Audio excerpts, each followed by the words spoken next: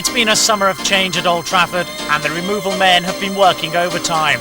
Establishment figures no less, moving on to pastures new. Some were determined to go, some wanted to go, but were encouraged to stay. This edition, we feature on the brand new arrivals. Andy Cole with baby Devonte. Roy Keane makes his bow on Manchester United on video. Haircuts among the topics under discussion.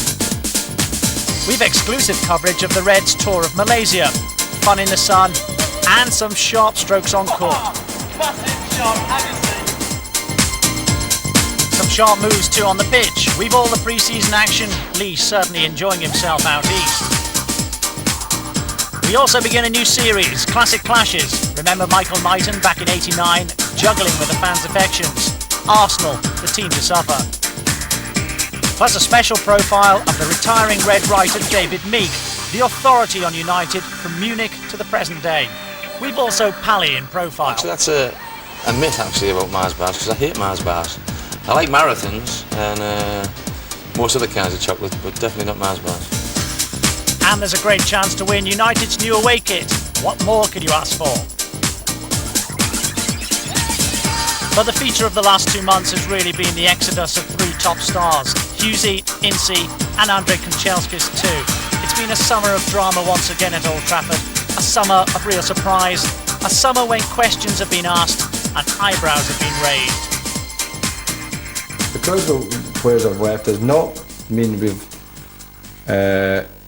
slid down the ambition pole in any shape or form, but we mean that. It has not changed. This club doesn't change because of a player or 2 players leaves. If that were the case, then it would not be Alex Ferguson, it would not be Manchester United. It's still my way. Doesn't matter where I was. I'd always want to win. And particularly this club, where I've recognised how difficult it is to get to where we are at 8.5 years, how hard we've had to work.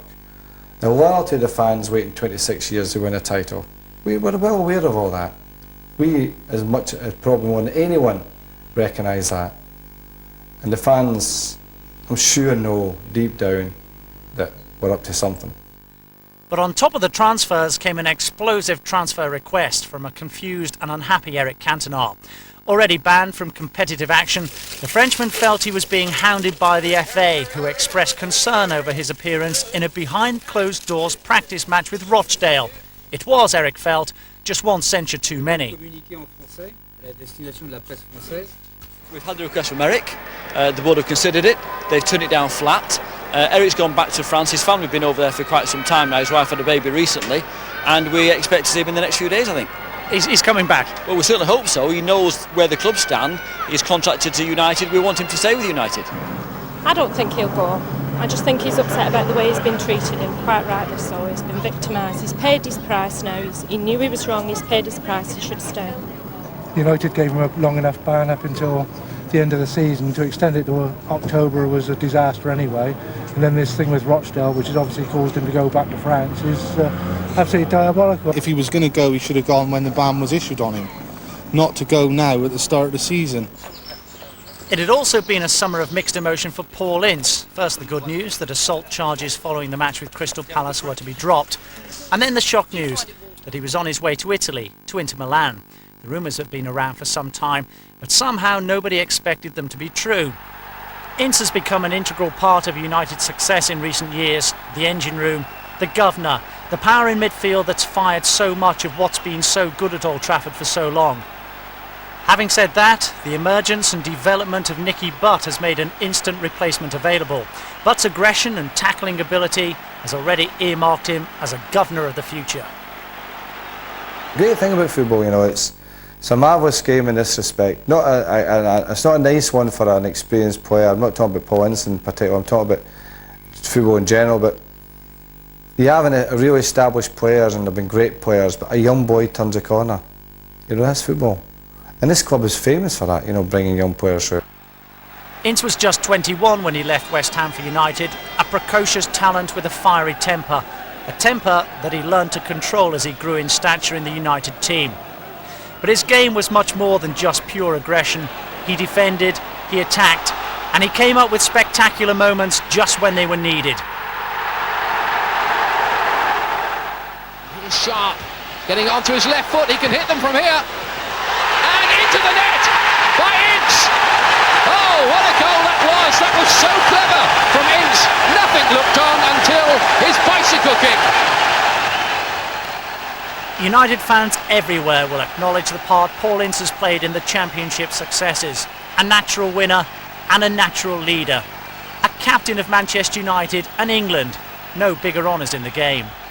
It's a sight United fans don't really want to see, but here's Paul in action for his new club Inter Milan in great form too.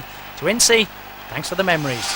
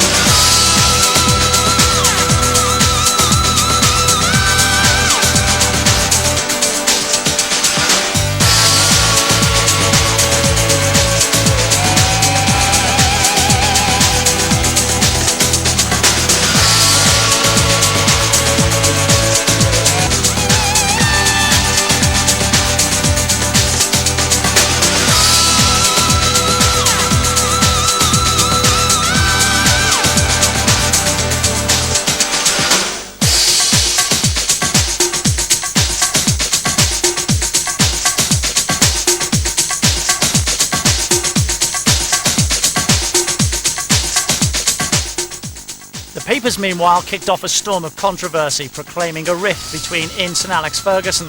And when Mark Hughes departed in a £1.5 million deal to Chelsea, it was clear the manager was looking to the future, taking the club into a new era.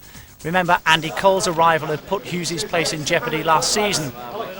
He seemed the natural replacement, but then a convoluted series of bizarre incidents, including injury against Newcastle, opened the way for Mark to stay at Old Trafford. When Eric Cantona was banned, Alex Ferguson had to look at Hughes once again, so much so that a new contract was discussed, and that seemed the end of that. The last 5-6 months have been very unsettling for myself and the family. We didn't really know what we were doing. We'd made plans to stay in the area and they looked like going out the window, but no, we're very pleased how it's turned out, and you stuck with me for a few years here. But Hughes became surplus when Cantona signed a new deal. We should have known who he'd signed for. He told us in the last edition. Chelsea. Did you? Sorry Why? about that. Why? I think it was around the 1970s when I first started being aware of teams, and they were doing quite well at that time. So a lot of my friends Chelsea supporters as well. He wanted first team football guaranteed. He felt when once Eric come back that was not going to be the case, which is possible, right? You know, because I think even in the best world in the world, you have to recognise sometimes that we go on. Manchester United has to go on, and Mark Hughes was coming to that period of his life that he was starting to 32, and strikers at 32 can't be the same as they were at 25. I mean, you think about Mark Hughes, never injured, very, very sad, never missed a training session, always out in the training field, never wore bottoms in the winter, freezing cold out there he goes, and he could handle knocks and bruises like no one else could ever imagine, you know. And he won so many games for us. A great, to me, one of the best big game players ever, without question. It's only a minute to go. It's come to Lee Sharp. Milligan has to get the head on this. Beckford is needed. He wasn't there. It's hooked back in for Hughes. It's there!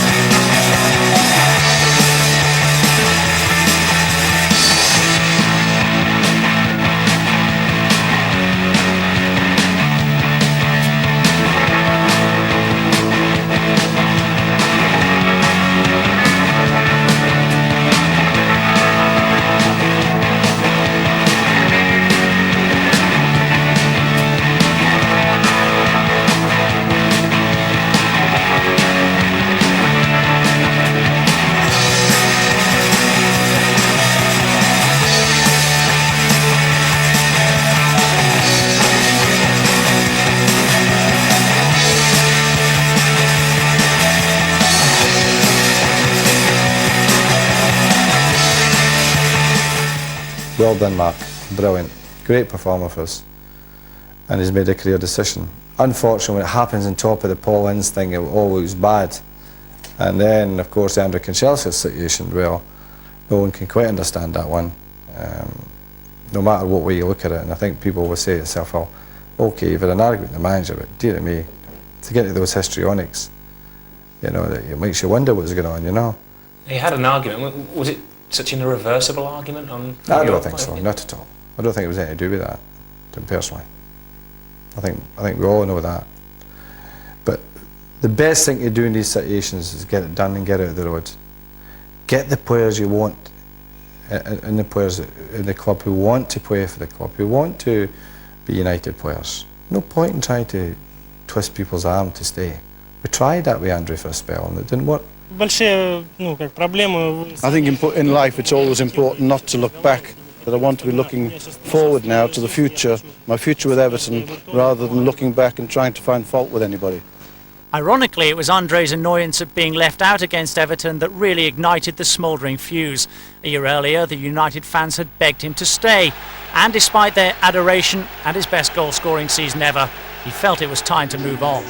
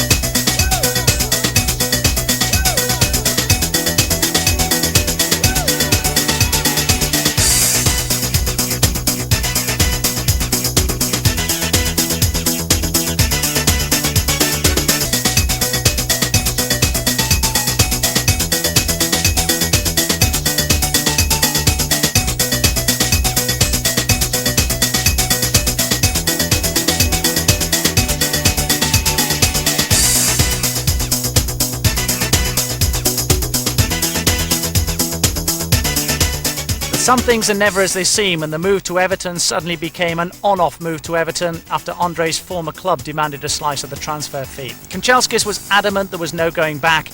Once again, the papers made the most of it.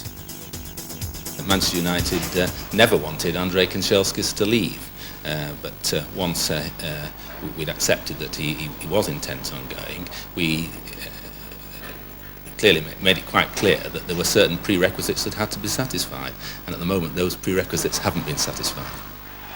Whatever. On the brighter side, with Eric Cantona persuaded to stay, finally Alex Ferguson is looking to buy. And the fans must know that I can't be sitting here not thinking about it. You know what I mean? That phone's been hot, hasn't it? That phone's been quite hot. I've been in here since 7:30 on that phone, you see, so that's the way it is. In truth, it's been a traumatic 12 months. A 12 months that's tested Alex Ferguson to the limit. The fans and the manager have had their frustrations, and now Alex has set down his thoughts diary style. A publication called Alex Ferguson, A Year in the Life. The book was launched at a press conference at Old Trafford. I would like to thank the publishers for not extending it into the close season. Then I would have meant to tell the truth. But in the book, Alex pulls no punches, commenting on various subjects ranging from the opposition to his own players. He certainly never ducks the issues, telling it how it was at the time. And if you want to really find out how the manager thinks, how he works, how he ticks, then it really is a great read. And here's your chance to win one of 5 specially signed copies. All you have to do is tell us how many major trophies has Alex Ferguson won during his time at Old Trafford. Simple as that. Answers on a postcard, please, to the usual address, and please mark it book competition. Best of luck. Meanwhile, Stephen Seeley won himself 4 tickets to a match at Old Trafford when he agreed with Alex Ferguson that the goal of the season was from Eric Cantona. Well, I think the goal of the season has to be Eric Cantona's goal against Sheffield United. I think it It encapsulated the greatness of the player, his imagination, his precision, his audacity, and composure in a situation where you're in a cup tie with only so many minutes to go and they're trying to get back in the game. I thought it was a marvellous piece of football. Hughes, there's a break on here. Cantona is free. Giggs has seen him. He's found him. Cantona looks for the chip. Oh, exquisitely done. Eric was looking as fit as ever when United reported back from the summer break. Short hair the order of the day in the warm weather. Back in the old routine with Brian Kidd making sure nobody had overdone it during the holiday period. But then there's always one or two who put on a few extra pounds. Well, of course, I always tip the scales is one of the fatties. I would wish it was 11 stone. Is one of the fatties. So everybody takes the yardstick off me, really. So no, people have come back quite trim. Big Schmeichel's surprised everybody. He's come back fit and well, and he's usually up there and puts a bit of weight on. Walsh is another one who likes a few pounds, but little Blackmore's gone, so we're kind of. He was the little fatty. The close season seems to get shorter and shorter, but all the players manage to get away. You may have seen them on your own holiday. Here's a choice of destinations. First of all, I went to Greece for a week, and that was with a few friends. And then I went to America with a few friends because I've got relatives over there. So I went to Florida for 2 weeks. So was it a relaxing time or a wild time? Florida was brilliant. It was dead relaxing. We went to Disneyland Paris for a few days with the kids. And it was a complete surprise to them as we didn't tell them until I actually got to the actual gates of the place, and it was nice to see the reaction on the faces. I went everywhere really. I had a couple of weeks in Portugal and a week in Mallorca and a week in Norway, would you believe, and finished off with a week in Italy. So it was very nice indeed. But just me and the wife, I see enough of this lot during the season. Well, this wasn't a holiday, but a pre-season tour of Malaysia, half serious preparation, half public relations. The welcome for United at the airport just gave an indication of the team's enduring worldwide popularity. And this is an exclusive video diary.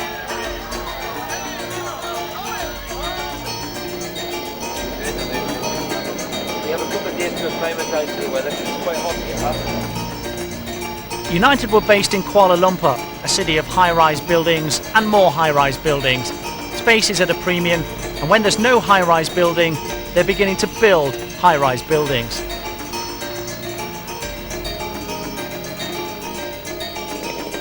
This is a very cosmopolitan city, a city of great wealth and great poverty. In the words of Frank Sinatra, it's a city that never sleeps, though sleeping in this type of heat and humidity is a job in itself.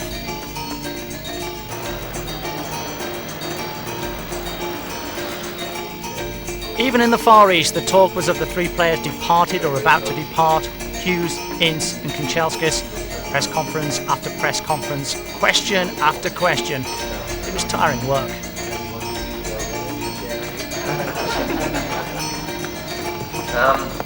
My message to everybody is just to go and enjoy it and enjoy the occasion. We certainly be trying to put on a show. You'll see some new faces, you'll see the young lads, and you'll see what they're all about.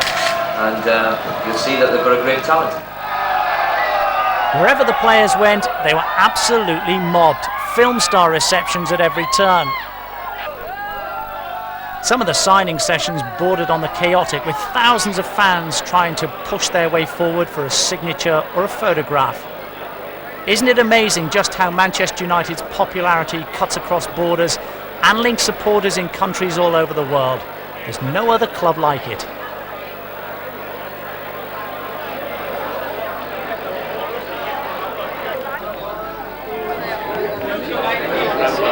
Yes, I have none, sorry, I'm sold out. Oh my god.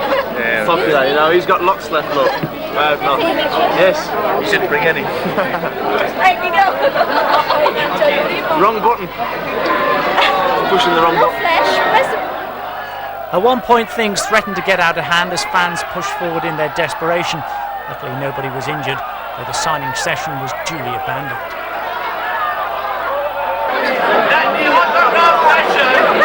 Have been temporarily been postponed to 6 o'clock.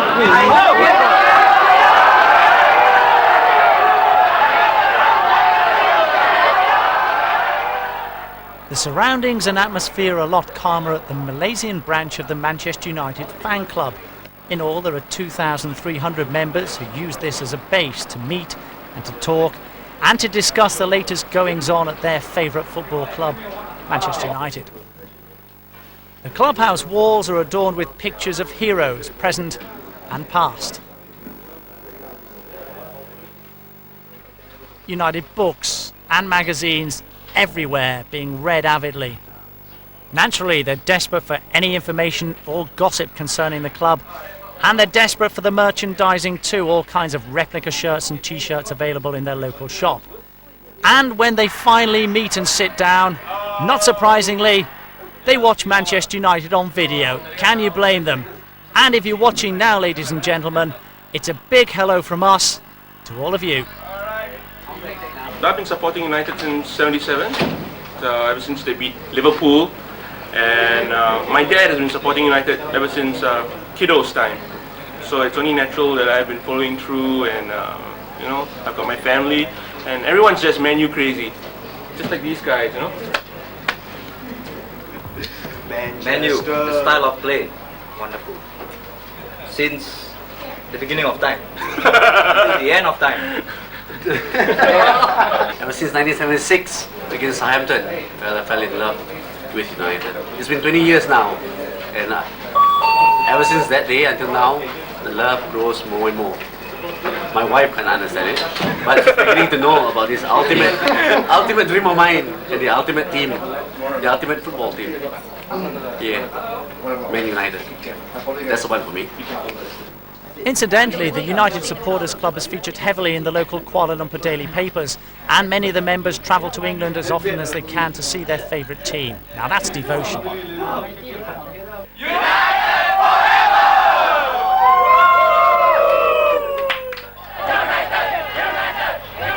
Thousands were out in force, creating a wonderful atmosphere for United's first game of the tour against Selangor. So too the press, as the Reds paraded their brand new away strip for the first time in the first leg of the Glamour Invitational Cup. Michael knocking it towards Sharp. And there's Parker. And there's McClare. And there's Gary Neville. Real opportunities for United. Has support to the left-hand side. Goes towards the effort of Butt. And Nicky Butt just by the upright. Good move by United on the break. United have had a few days to acclimatise to what is a very sticky and humid atmosphere, and they do look as though they've settled down quite nicely. The passing game's going. Look at this movement. It's great stuff. Button, Scholes and McClare blocked by 3 or 4 defenders on the line. Still alive. Sharp trying to get in there, but it's still 0-0 and McClare wonders how. Roy Keane. Paul Parker enjoying the opportunity to go forward. Oh, good turn, good shot! Oh, just rising from Scholes. Lovely turn. He'll be disappointed he couldn't match it with a shot. Another United corner. And Bruce making his way forward, and Bruce it is who gets the first goal of the tour, and goodness me, enjoyed that, didn't he? Making sure the crowd knows who scored. Steve Bruce, thumping header, and he does what he does in the Premiership every week, gets on the end of a set piece. Strippy rather in midfield.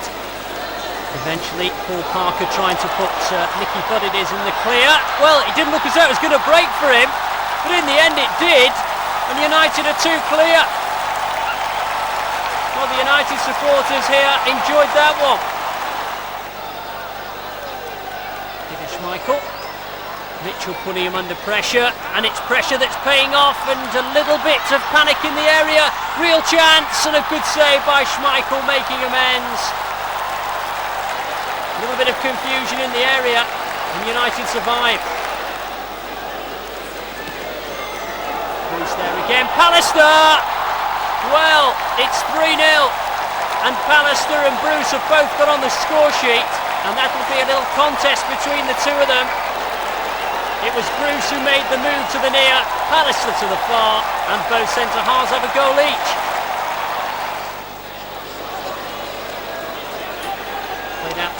right-hand side again. Lee Sharp it is who's providing the width down the right, unusually for him.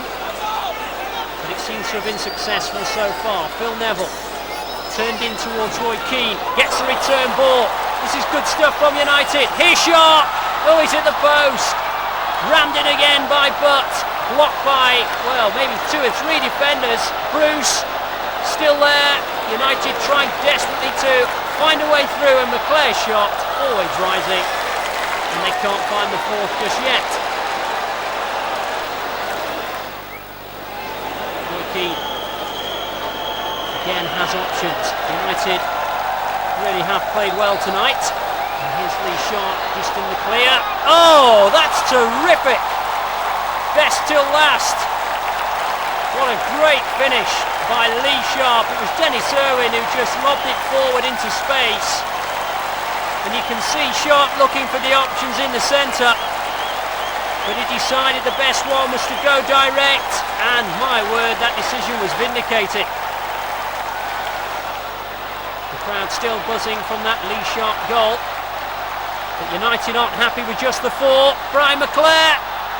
Well, he couldn't quite find a way through on that occasion, but again United are finding their passes, finding the range, and so too at the other end are Sell and Go, and they're going to make it 4-1 with a consolation, and I suppose that made just about quite the locals. With Alex Ferguson at home in Britain, it was left to Brian Kidd to field the media questions, and after the game he singled out Paul Parker for special praise. It was important today that certain players got 90 minutes. You know, it was important. Paul Parker, who I thought was terrific. That's the first game Paul Parker's played since October, and I thought he had a tremendous performance. Credit to the lad. And it was good because he's had no reaction to his ankle injury, so that's good news for Paul Parker. It's been a nightmare 12 months for Paul Parker. In that time, he's hardly kicked a ball. You may remember his run of bad luck began in the very first game of last season when he was sent off at Old Trafford against his former club, Queen's Park Rangers. Parker was already suffering with an ankle injury which suddenly went from bad to worse. First 15 minutes gone. The problem was tendons which had gone lapse around my ankle, which is just like wear and tear. I played on with an ankle injury, but maybe I should have got it treated. But when you're here, and when I was going for the double at the time, I didn't really want to miss any games, so I carried on playing with it. I thought it would disappear in the summer. It never disappeared. Started again pre-season last season, and it just all started back again really. He did make one high-profile comeback brought in specially to mark the Barcelona striker Romario in the Champions League meeting at Old Trafford. After that experience, it was soon back to the treatment table for a complete rest. In his absence, 5 players have been asked to fill in at right back, and typically Parker welcomes the competition. All I want to do is just see Manchester United do well. Players come in there, regardless of who they are, I still want them to do well, because if they're doing well, it stands a better chance of the team doing well. I mean, it's a part of football. I mean, people live off other people's misfortunes. It's part and parcel of the game, so I have to get on with it really, not let it affect me really, and just go on, when I do come back, just go and do my best and try and get my place back. Paul was really beginning to step up his own fitness programme in Malaysia. Like 1 or 2 other long-term casualties, United now beginning to move back into serious preparation. Though in a wonderful climate, you can always find time to relax.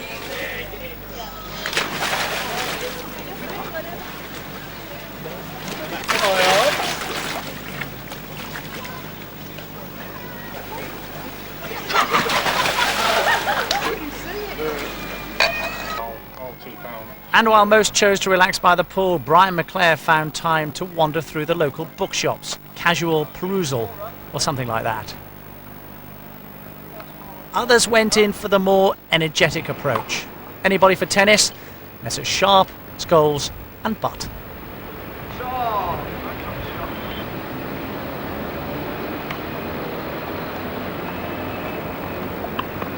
Oh, what a shot! Oh, what a shot! Yes!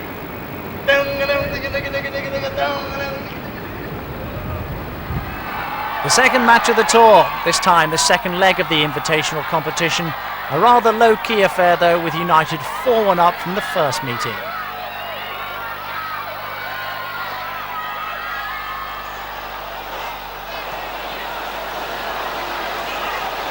The locals have something to do, but it's United on top just at the moment.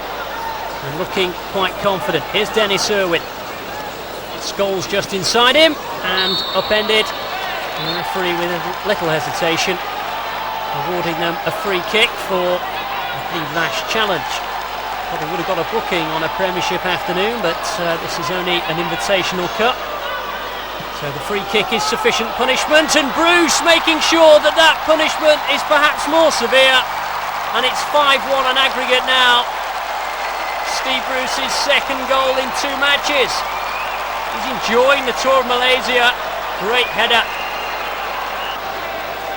Ben Thornley just trying to lay it inside, probably from McClare. It's a chance for Sellingo to break.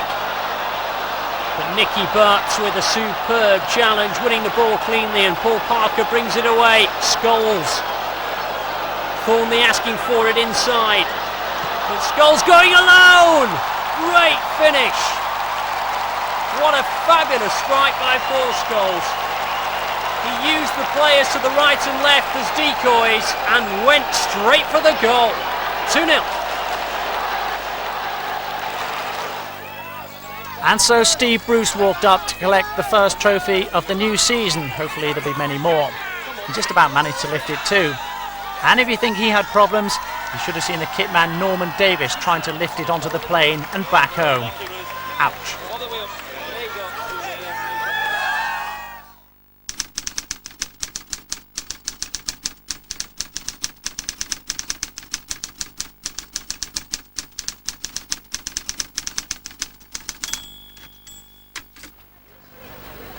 Back in Manchester, and just a day after United first wore their new away kit in Malaysia, 11 lucky fans were invited to tour Old Trafford.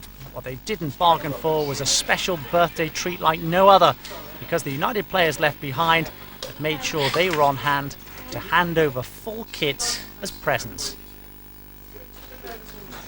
That's it. Everyone looking up to me. I thought, we'd just they'll show us the tour of the stadium.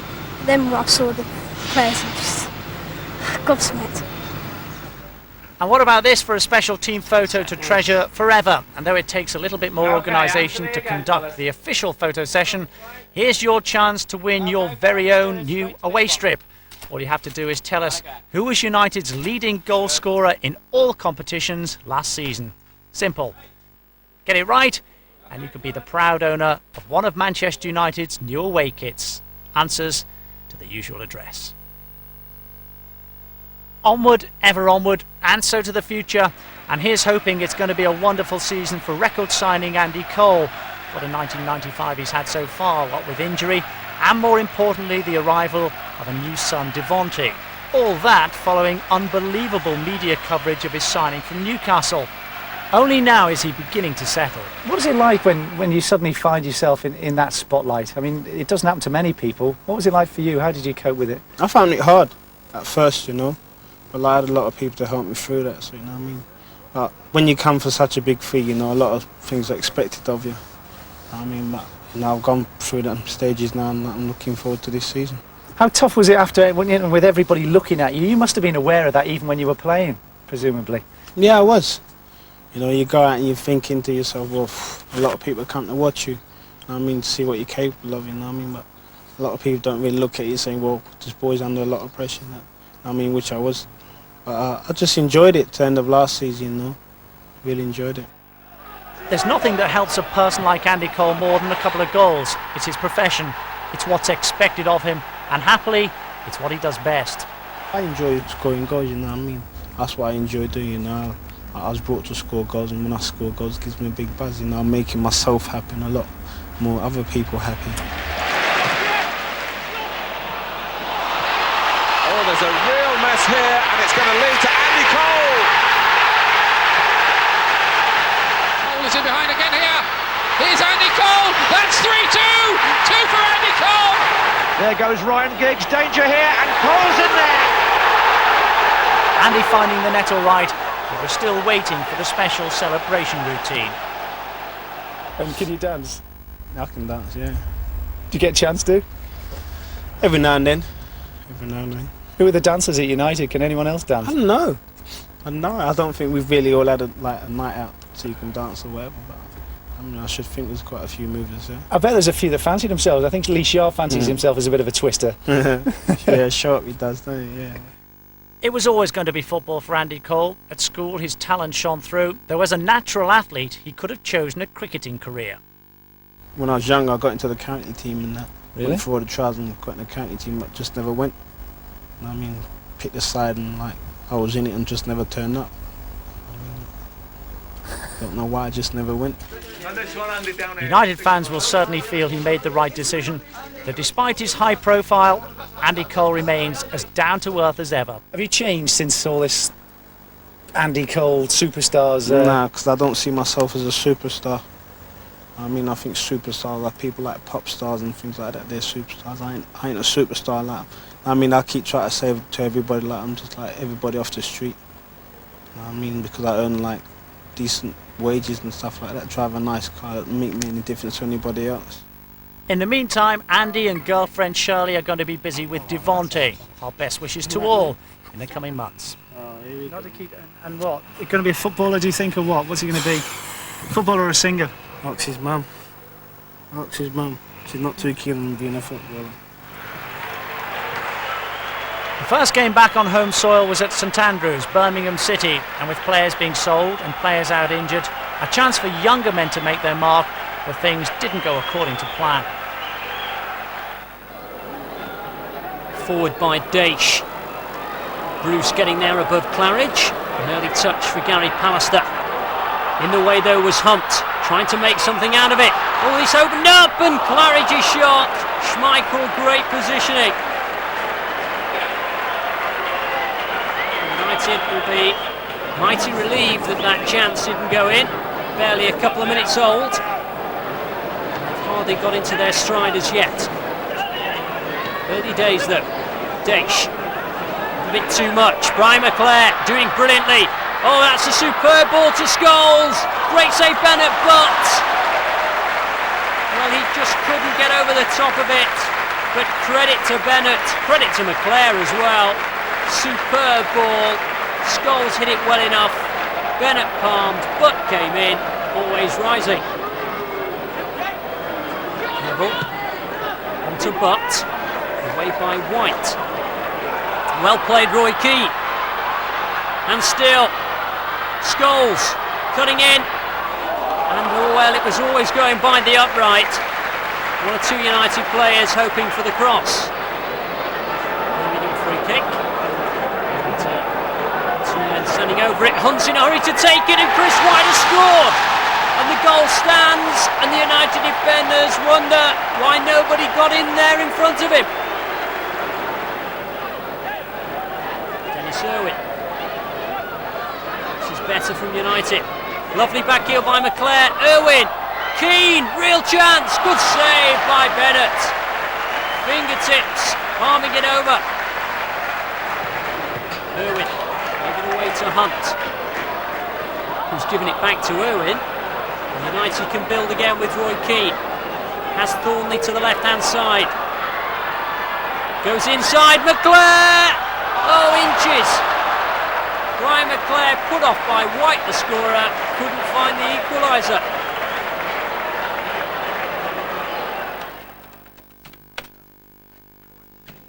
Sport, David Meek. After 37 years covering United for the Manchester Evening News, one of the most respected journalists in the country is finally tucking away his pen. David Meek is one of life's gentlemen, a man of integrity who's seen United in triumph and tragedy.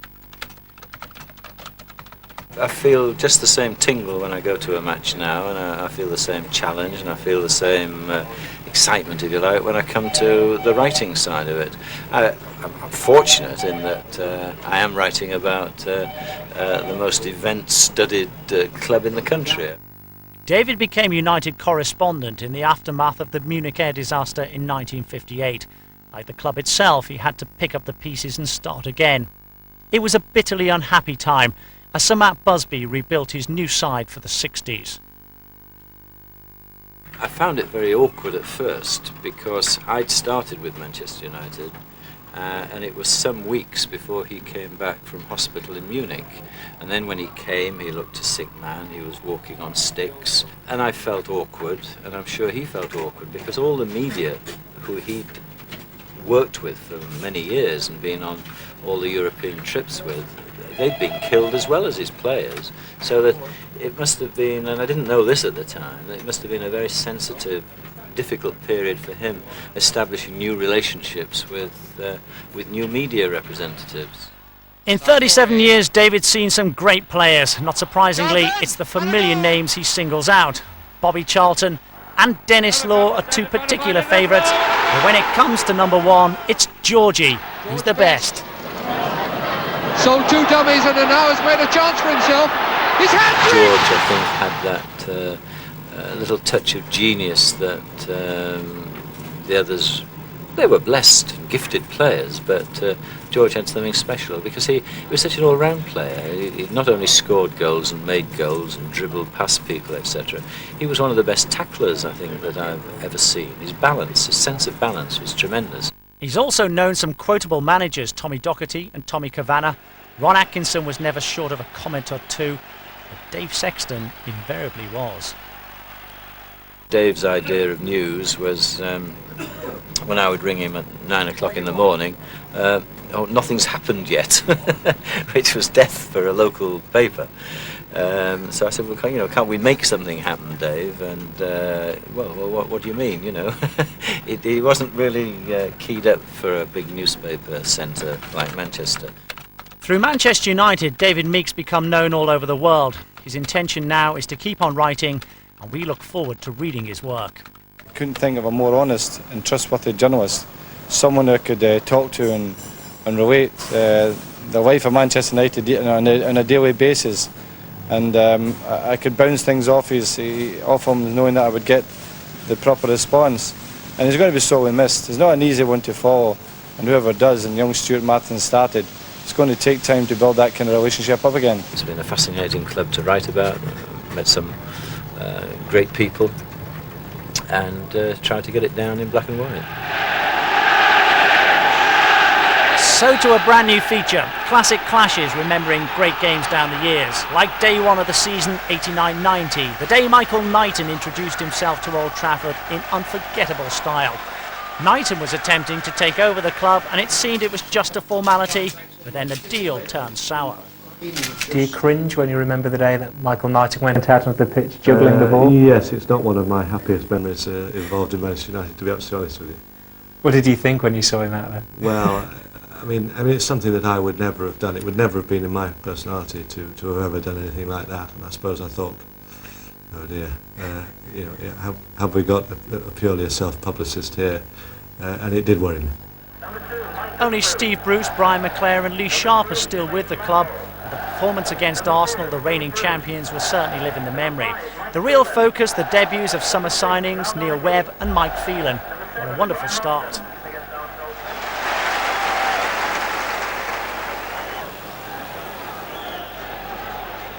Driven in low, and Steve Bruce! The new regime at Manchester United off to a flying start. Inside the second minute. Hughes. And Brian Robson's made a terrific run. Kevin Richardson, can he keep him at bay? He couldn't, but Lukic did.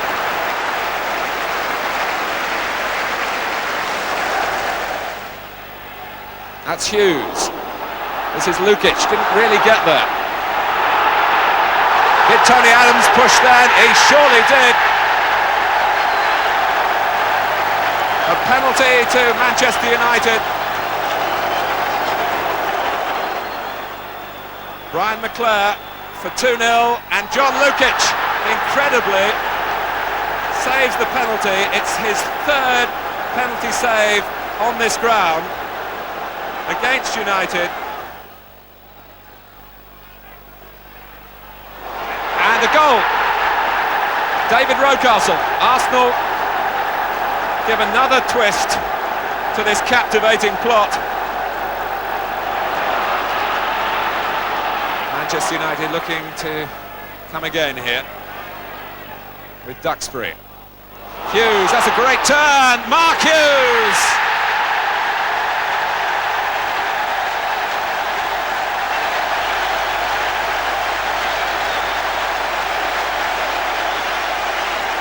A rasping shot past Lukic. He lost O'Leary and it went under the goalkeeper. Very difficult for goalkeepers to drop when they come there. Manchester United are back in front. Webb. Neil Webb with a classic volley to embroider his first league game for Manchester United. And that is international class. That's what Manchester United have paid £1.5 million for.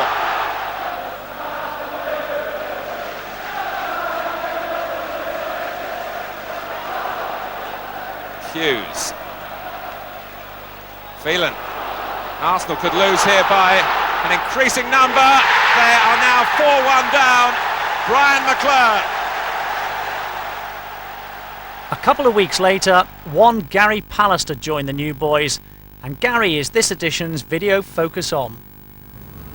The crown is there to be received. Yes, he has them! Oh! The crown and glory!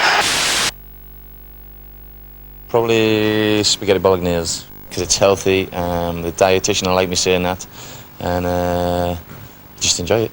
A myth actually about Mars bars, because I hate Mars bars. I like marathons and most other kinds of chocolate, but definitely not Mars bars. Middlesbrough, they were the local team obviously, and my uncle used to go to the games, and being a football fan, I just got carried along with it, and I still support him actually. Probably Muhammad Ali, just because he was a great showman and a fantastic sportsman as well. The best night of my life, football-wise, was possibly, well, definitely the game in Rotterdam against Barcelona. It's over! Manchester United are winners! 2 goals for 1 after a wait of 23 years. God knows. It's a scary thought actually, because I wasn't blessed with powers to go on to university or anything like that. I had no trade behind me, so I was just thankful I was blessed with maybe 2 good feet and a decent head. Golf, snooker, and sleeping in the afternoons. I'd be a single handicap golfer. I've been stuck on 18 for about 6 years now, so I'd like to get that down. My roommate's Steve Bruce, and he snores a hell of a lot. He refutes that suggestion when he gets up in the morning that he does snore, but you can take it from me, he definitely does, and very loudly. August the 9th, Bradford City versus Manchester United as the warm-up continued 24 hours after Eric Cantona announced his intention to leave the club. Not surprisingly, the fans were in a state of shock, but their loyal show of support said just about everything.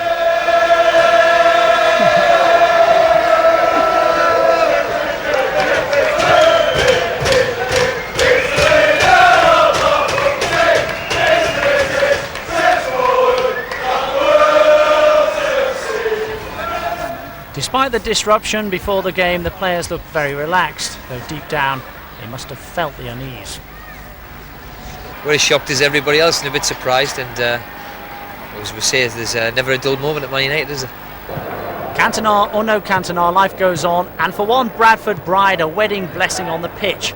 Quite a guard of honour she had too. Don't know who was blushing more, the lady herself or the players. Wayne Jacobs knocking it to Ormondroyd, first time out to Carl Schutt. United stretch a little here, behind Ormondroyd, Ford hits the post, Ormondroyd, and away just about by Peter Schmeichel, who's wondering where the marking was. And Brian Kidd is questioning it too.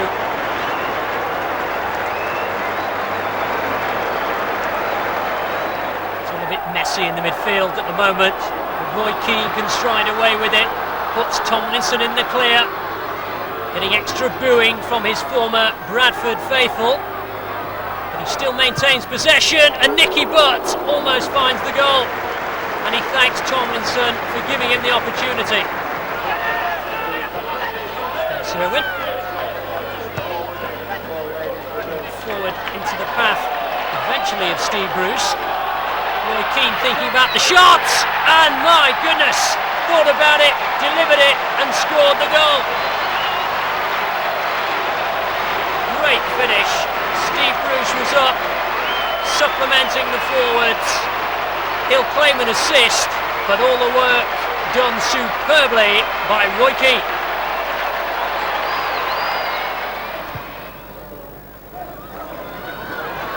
Just about kept on by Lee Sharp, who's done awfully well.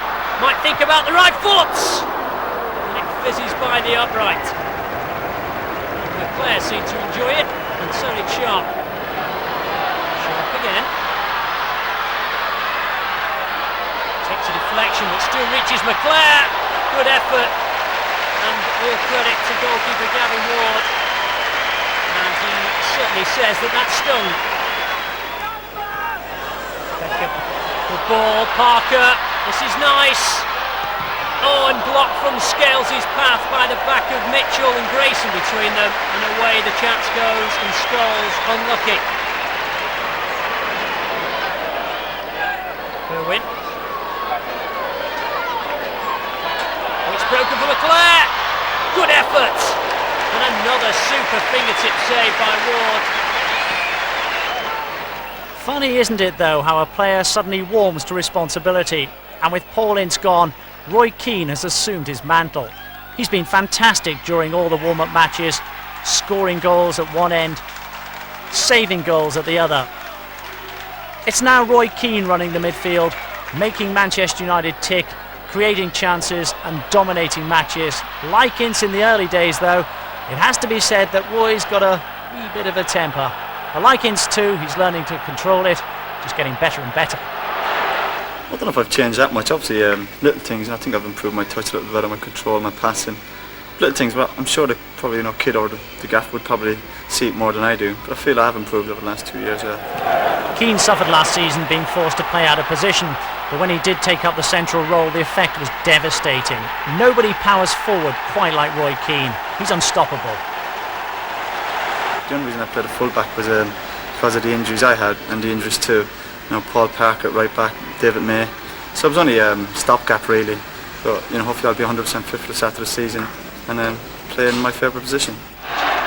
Like everybody else, it seemed, Roy had his less memorable moments last season, but he took his punishment without question, and he's now put it well behind him. Certainly a summer relaxing has helped in no end. Great man to have in your side, Roy Keane, the kind always ready to take the flak. You got a bit of stick within the club about your hairstyle. This is no, true. That's a lot of rubbish. No, it's just friendly banter. I think there's a few lads worse than me, but it's just that I don't really care, and the lads do. And that's why they give me stick over. As I said, I couldn't care less what they think. Have you got your own hairdresser? Yeah, I've got my local barber who does it, and he's quite good. Not one of these kind of rich coiffeurs. Exactly. As I said, the lads are they love themselves too much, but I couldn't care less, really, to be honest. I just got and play football. That's what I'm paid to do.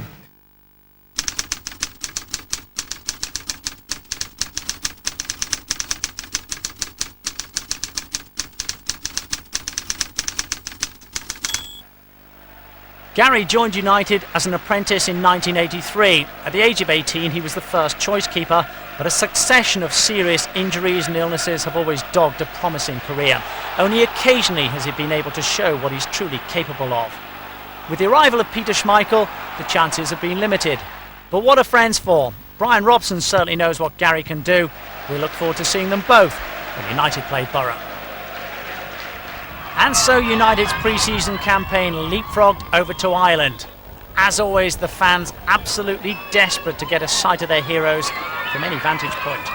It was here, remember, last year in Shelbourne that Ryan Giggs got a peck on the cheek. This year, he wasn't playing. And serving corner. Targets at the back post, one of them was Bruce. Headed away by Duffy, off the line by Dunn, I think it was. Here's Cook. Still the danger not past as far as Shelbourne are concerned. Maybe it is now. Just about.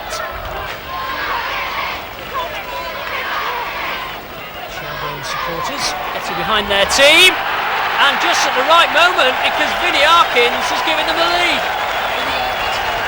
Took it well. Space out on the right hand side. United can try and exploit it. Here's Cook. Well, it's a great ball and a brilliant header, and Nicky Butt levels it up. Great work by Terry Cook, and the United fans rise in one for a splendid goal. Parker likes to get forward and supports whenever he can do. This is a nice combination, and look at that, Terry Cook in the clear, Parker's pass, but there's no goal at the end of it. Scholes just couldn't get there.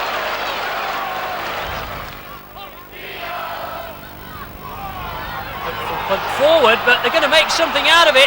Stephen Gagan, and it's 2-1, and for the second time in the match, Shelbourne lead. Beckham spreading it out to Dennis Irwin. Here's Phil Neville opening up a touch, trying the chip, unlucky. Roy Keane, well, he might have got in the way of Scholes there. McClare, and the interception by Costello. Scholes, Neville, good ball. Oh, he's done superbly well. David Beckham, 2-2, and all credit for the way in which he took it, friendly or not. And the United fans can cheer again. Lovely ball, but really credit, superb from Beckham. And so a truly amazing sum up, but the focus is still there, and United want to be champions again. Bye-bye.